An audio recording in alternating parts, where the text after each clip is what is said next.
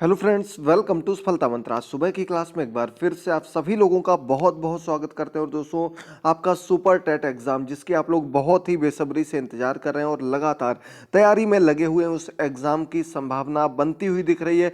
तो उसी को लेकर जो सबसे सिलेक्टेड टॉपिक हैं, सबसे सिलेक्टेड क्वेश्चंस हैं, उनको कम से कम समय में आप सभी के बीच में लेकर आ रहे हैं। आप सभी लोग क्लासेस को जरूर देखिएगा, एंड तक बने रहिएगा।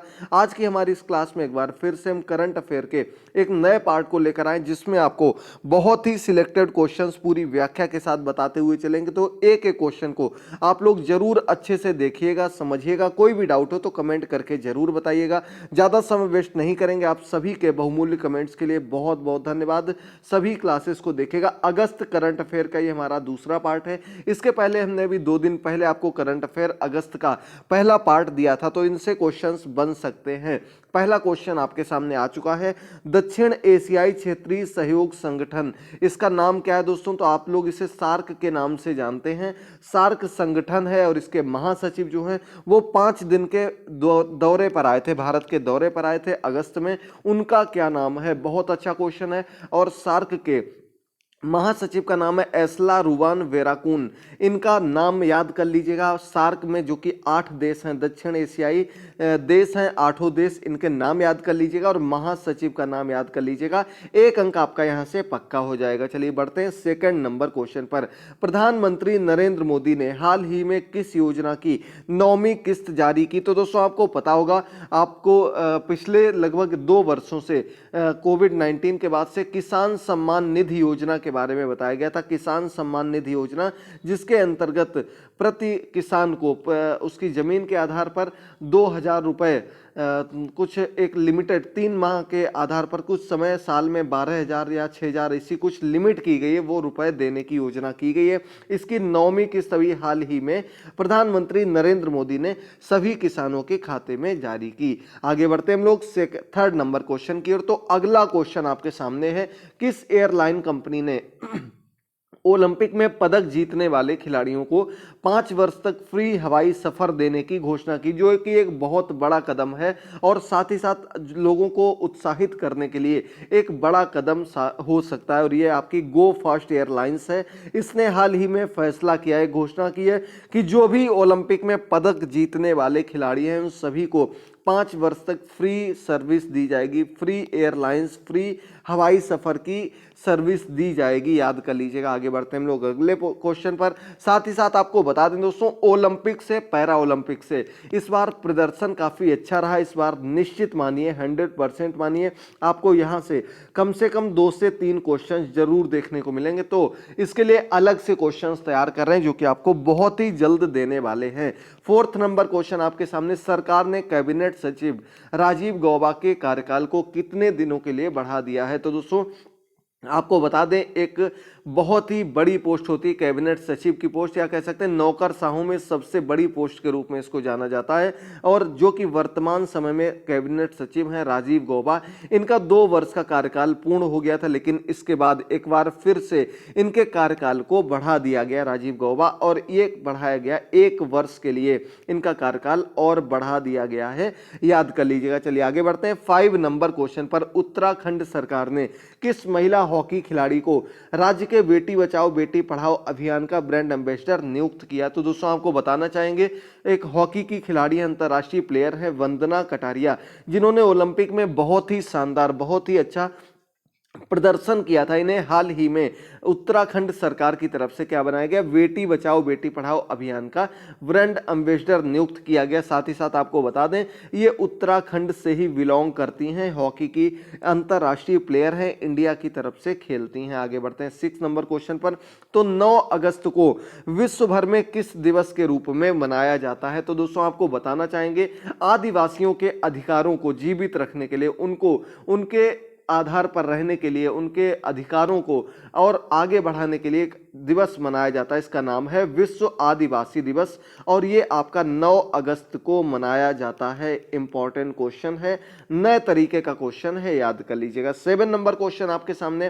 पूर्व रेलवे के महाप्रबंधक का पदभार किसने ग्रहण किया? तो दोस्तों, आपको बताना चाहेंगे, कि महाप्रबंधक का पद रेलवे में या रेलवे के किसी एक क्षेत्र में सबसे बड़े पद के रूप में जाना जाता है, जीएम के रूप में हम इस पद को जानते हैं। और पूर्व रेलवे के जो हाल ही में महाप्रबंधक बनाए गए उनका नाम है अरुण अरोड़ा। याद कर लीजिएगा, अरुण अरोड़ा को हाल ही में पूर्व रेलवे का महाप्रबंधक बनाया गया। साथ ही साथ आपको याद रखना है, यहाँ पर जीएस का क्वेश्चन है, पूर्व रेलवे का मुख्यालय हेडक्वार्टर जो है वो कहां पर है, तो वो आपका आंसर हो जाएगा दोस्तों कोलकाता में। कहां पर है? कोलकाता इसका सही आंसर हो जाएगा। ठीक है दोस्तों, बहुत ही महत्वपूर्ण क्वेश्चंस आपके लिए लेकर आ रहे हैं। 8th नंबर क्वेश्चन, बॉलीवुड एवं टीवी जगत के प्रसिद्ध अभिनेता का 63 वर्ष की उम्र में निधन हो गया। हाल ही में निधन हुआ था। आप सभी लोगों ने लगभग एक सीरियल देखा होगा प्रतिज्ञा, उसमें जो एक रोल था ठाकुर सज्जन सिंह का, वो रोल अदा करने वाले अनुपम श्याम जी का भी हाल ही में 63 वर्ष की उम्र में निधन हो गया। काफी अच्छी एक्टिंग करते थे और साथ ही साथ बीमारी के चलते इनका निधन हो गया। आगे बढ़ते हैं 9 नंबर क्वेश्चन पर। तो ओलंपिक में जेवलिन थ्रो में भारत के लिए पहला गोल्ड मेडल जीतने वाले एथलीट बन गए हैं। तो ये तो अब सभी लोगों की जुबान पर बना हुआ एक ऐसा नाम है जो कि हमेशा हमेशा के लिए एक बहुत ही स्वर्णिम अक्षरों से लिखा जाएगा और सब याद रखेंगे। नीरज चोपड़ा इनका नाम है, भारतीय एथलीट हैं और इन्होंने जेवलिन थ्रो में भारत को पहला गोल्ड मेडल दिलाया है। ओलंपिक में भारत का पहला गोल्ड मेडल ये किस क्षेत्र में? एथलीट के क्षेत्र में ओलंपिक के अंतर्गत, और नीरज चोपड़ा को मिला है टोक्यो ओलंपिक में। याद कर लीजिएगा सभी लोग, इन्होंने सबसे लंबी दूरी का जेवलिन यानी कि भाला फेंका था। आगे बढ़ते हैं 10 नंबर क्वेश्चन पर। तो अमेरिकी बेंचमार्क सेट ACT में असाधारण प्रदर्शन के लिए किस भारतीय मूल की 11 वर्षीय छात्रा को दुनिया की सबसे मेधावी विद्यार्थी की उपाधि दी गई? तो दोस्तों आपको बताना चाहेंगे, अमेरिका में ये प्रतिभाशाली बच्चों की एक लिस्ट बनाई जाती है। हर वर्ष उनमें मेधावी छात्रों को छांटा जाता है, अलग अलग क्षेत्र के आधार पर, अलग अलग उनकी प्रतिभाओं के आधार पर, असाधारण प्रदर्शन के आधार पर। तो ये आपका इस वर्ष 11 वर्षीय छात्रा है, नताशा पेरी इनका नाम है और इन्होंने ये मेधावी विद्यार्थी यानी कि इनका नाम अब इस सूची में चढ़ गया, विश्व की सबसे प्रतिभाशाली विद्यार्थियों में इनका नाम भी चढ़ गया, नताशा पेरी। याद कर लीजिएगा। चलिए आगे बढ़ते हैं। 11 नंबर क्वेश्चन आपके सामने है। टी सीरीज कंपनी के प्रेसिडेंट ने अपने पद से इस्तीफा दे दिया है, उनका क्या नाम है? तो दोस्तों आपने नाम सुना होगा टी सीरीज, बहुत ही पुरानी बहुत ही बड़ी कंपनी है। साथ ही साथ आपको बता दें YouTube पर सबसे ज़्यादा सब्सक्राइबर वाली भी ये चैनल है। और टी सीरीज कंपनी जो कि गुलशन कुमार, पहले आपने गुलशन कुमार के नाम सुना होगा, उनकी ही कंपनी है। उसके प्रेसिडेंट थे काफ़ी समय से, लगभग 26-27 साल से, विनोद भानुशाली। इन्होंने हाल ही में अपने पद से इस्तीफा दे दिया और इनका कहना भी है अपना कुछ अलग एंटरप्रेन्योर करने वाले, अपना कुछ अलग वेंचर अपना बनाने वाले हैं, इस वजह से इन्होंने इस्तीफा दे दिया है। आगे बढ़ते हैं 12 नंबर क्वेश्चन पर। बहुत ही अच्छा क्वेश्चन है, बहुत ही सिलेक्टेड क्वेश्चंस लगातार आपके लिए लेकर आ रहे हैं, तो इन क्वेश्चंस को जरूर देखिएगा। चैनल को सब्सक्राइब करना मत भूलिएगा, कमेंट्स जरूर करते रहिए। बढ़ते हैं अगले क्वेश्चन पर। तो 12 नंबर क्वेश्चन है, दिल्ली के मुख्यमंत्री अरविंद केजरीवाल ने किस नए प्लेटफॉर्म को लॉन्च किया? तो दोस्तों अरविंद केजरीवाल दिल्ली के मुख्यमंत्री, उन्होंने हाल ही में एक प्लेटफॉर्म को लॉन्च किया है, Delhi@2047, यानी कि दिल्ली 2047 नाम से ये प्लेटफॉर्म लॉन्च किया गया। इसका उद्देश्य आपको बताना चाहेंगे कि ये विश्व में नंबर 1 शहर बनाना चाहते हैं, किसको? दिल्ली को। और ये 2047 तक ये अपना सपना साकार करना चाहते हैं। इसके लिए इन्होंने बहुत बड़े बड़े उद्योगपति, जितने भी बिल्डर्स हैं, उन सभी लोगों को इस प्लेटफॉर्म पर आमंत्रित किया है कि वे आए, इन्वेस्ट करें और अन्य चीज़ों के लिए आगे बढ़ाने के लिए इन्होंने इस प्लेटफॉर्म को लॉन्च किया, जो कि एक बहुत बड़ी बात है और बहुत अच्छी भी है हमारे देश के लिए, दिल्ली के लिए। आगे बढ़ते हैं 13 नंबर क्वेश्चन पर। अभिनेत्री प्रियंका चोपड़ा को किस कंपनी ने अपना वैश्विक ब्रांड एम्बेसडर नियुक्त किया? वैश्विक ब्रांड एम्बेसडर इस वजह से क्वेश्चन बहुत ही इंपॉर्टेंट बन जाता है, यानी कि पूरे विश्व के लिए अपना ब्रांड एम्बेसडर नियुक्त किया, किसको? प्रियंका चोपड़ा को। और ये ब्रांड का नाम है वेलगरी। ठीक है दोस्तों, याद कर लीजिएगा, लग्जरी ब्रांड है, मुख्य रूप से ज्वेलरी के लिए, वॉचेस के लिए जाना जाता है। इसमें ब्रांड एम्बेसडर बनाई गई हैं प्रियंका चोपड़ा। 14 नंबर क्वेश्चन है, 100% कोविड-19 टीकाकरण करने वाला देश का पहला शहर बन गया है।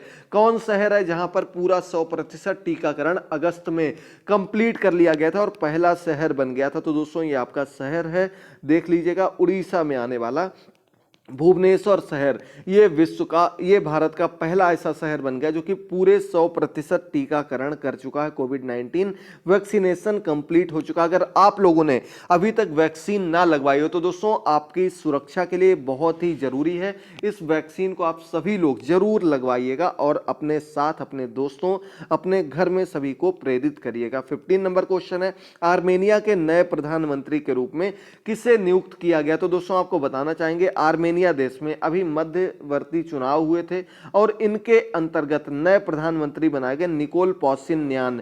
ठीक है, ये इनका नाम है, नए प्रधानमंत्री आर्मेनिया के बनाए गए हैं। महत्वपूर्ण क्वेश्चन है, पूछा जा सकता है, याद कर लीजिएगा। 16 नंबर क्वेश्चन है, संगीत नाटक अकादमी पुरस्कार से सम्मानित किस प्रसिद्ध कथकली कलाकार का 81 वर्ष की उम्र में निधन हो गया? तो दोस्तों नेल्लोड वासुदेवन नंबूदिरी, ये इनका नाम है, 81 वर्ष के थे, संगीत नाटक अकादमी पुरस्कार से सम्मानित हैं और साथ ही साथ कथकली के एक प्रसिद्ध कलाकार के रूप में जाने जाते थे। नाम समझ लीजिएगा, कथकली से संबंधित है, जरूर क्वेश्चन पूछा जा सकता है। साथ ही साथ यहाँ पर आपको क्वेश्चन का आंसर कमेंट बॉक्स में देना है।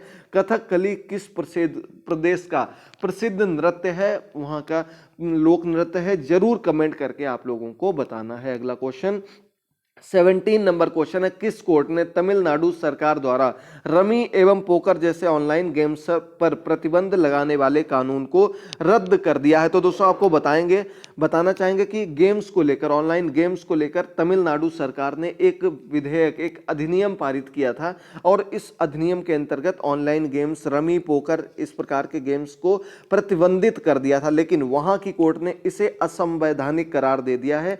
मद्रास उच्च न्यायालय ने असंवैधानिक करार देते हुए इसको निरस्त कर दिया, इस कानून को रद्द कर दिया है, याद कर लीजिएगा। चलिए बढ़ते हैं हम लोग। 18 नंबर क्वेश्चन, आज का अंतिम क्वेश्चन है, यूजीसी, आप लोगों ने नाम सुना होगा, यूनिवर्सिटी ग्रांट कमीशन, यूनिवर्सिटीज को लेकर सभी नियम बनाने वाली संस्था ने देश में कितने विश्वविद्यालयों को फर्जी की श्रेणी में डाल दिया? तो दोस्तों आपको बताना चाहेंगे, अभी हाल ही में कुछ दिन पहले यूजीसी ने एक लिस्ट जारी की थी, उसमें 24 यूनिवर्सिटीज ऐसी थी जिनको फर्जी घोषित कर दिया गया, यानी कि उनकी जो डिग्री हैं, उनमें जो पढ़ने वाले लोग हैं उनके लिए अब ये असंवैधानिक, क्या कह सकते हैं इसे, बिल्कुल फर्जी घोषित कर दिया गया है। ये 24 संस्थान हैं यूजीसी ने जिनको फर्जी कर दिया। आज के सभी क्वेश्चंस यहाँ पर कंप्लीट होते हैं। उम्मीद करते हैं आपको क्लास पसंद आई होगी, क्वेश्चंस बिल्कुल क्लियर हो गए होंगे।